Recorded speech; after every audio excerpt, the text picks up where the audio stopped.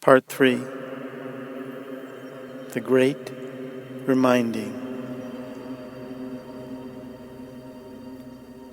Chapter 12. My family takes over stewardship of our lands, flocks, herds, and orchards as I give my full attention to the school. As word quickly spreads in all directions, people come to see for themselves what we have to say.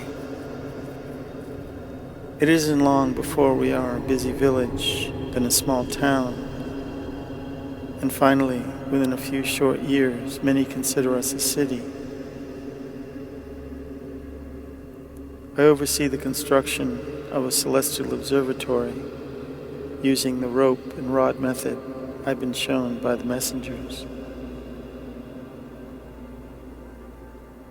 By watching the sun's shadow for an entire year, we establish the celestial equator, the four directions, the equinoxes, solstices, and cross-quarter days, the Tropic of Capricorn and Tropic of Cancer, as well as our latitude on the Earth in relation to the equator.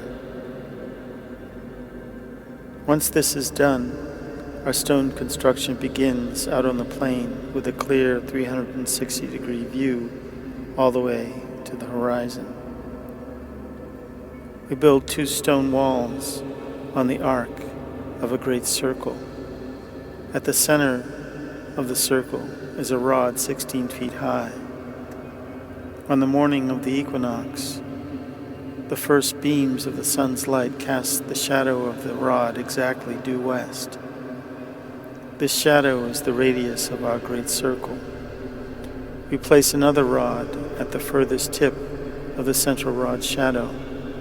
As the day progresses, when the sun's shadow is 90 degrees from its dawn point, it is at its highest point, its zenith, high noon. And for us living north of the equator, the shadow points exactly to true north.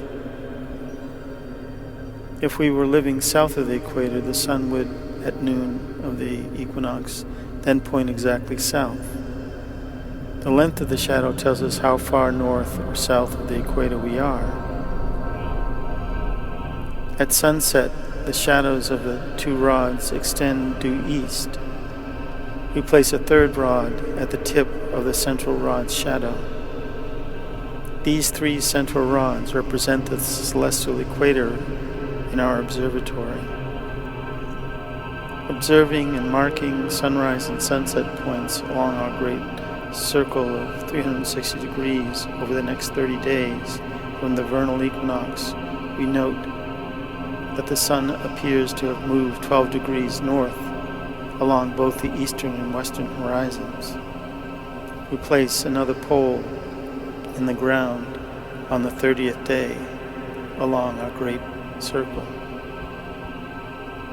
Another 30 days and the sun appears to have moved another 8 degrees north along the horizon. And we mark the 30th day by placing another pole in the ground along our great circle.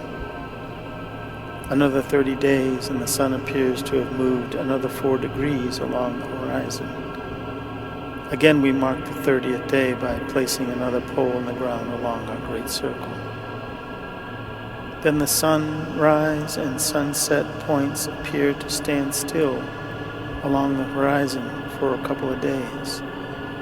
This is the summer solstice, or the sun standing still point. Then the sun appears to reverse course and retrace its movement over the next 90 days until it reaches the autumnal equinox point. From then, it moves 12 degrees south over 30 days. We place a pole, another 8 degrees south over the next 30 days, and we place a pole, another 4 degrees south over the last 30 days. We place our last set of poles along our great circle, one in both the east and the west.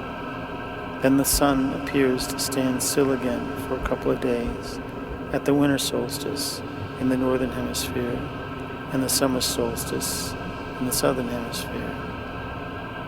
rounding out the year with the last 90 days moving back to the vernal or spring equinox point.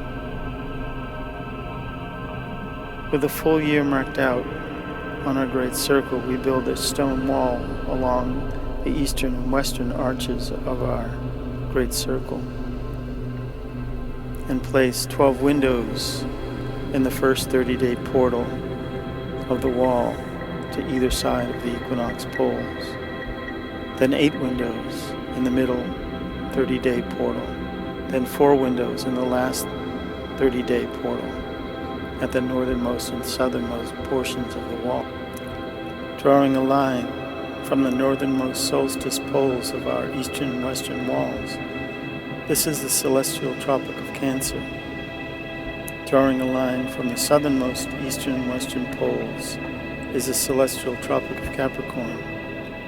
Between the 2 tropic markers is the ecliptic, the path of the sun, and the other 5 visual planets.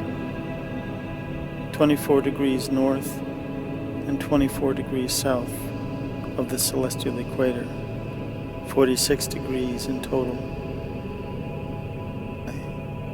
One can observe that within this 46-degree band of sky are the 12 evenly divided 30 degrees of space that contain at least part of each of the star patterns of the celestial zodiac.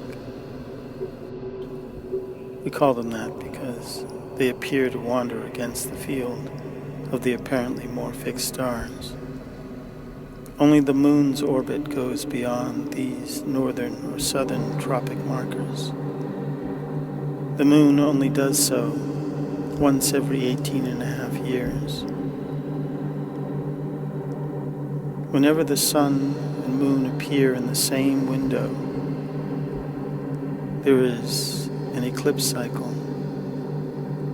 usually a series of eclipses, a lunar eclipse followed by a solar eclipse followed by a lunar eclipse. Although the moment and location of the eclipse path may not be visible at the place of observation.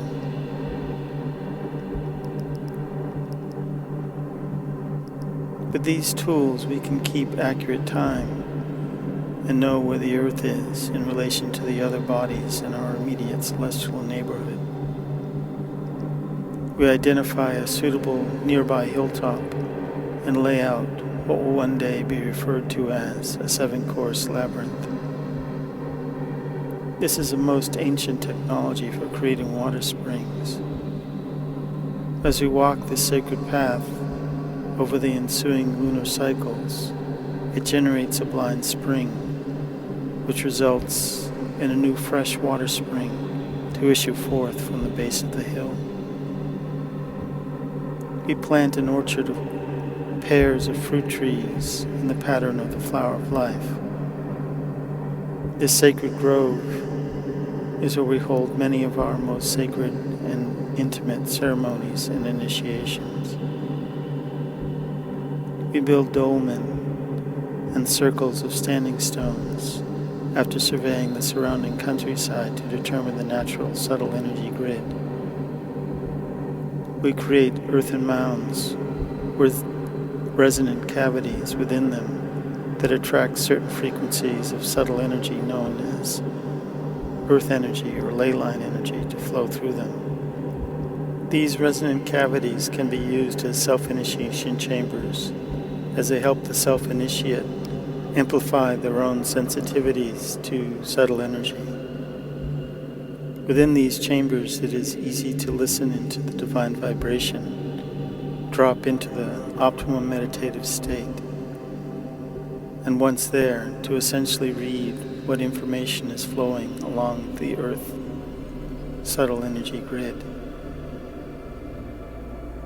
These chambers provide whomever feels they are ready to delve deeper into the source of the great mystery within each one of us. And on and on. And still, from far and wide, as news of what we're doing reaches further afield into the mundane world, people keep coming.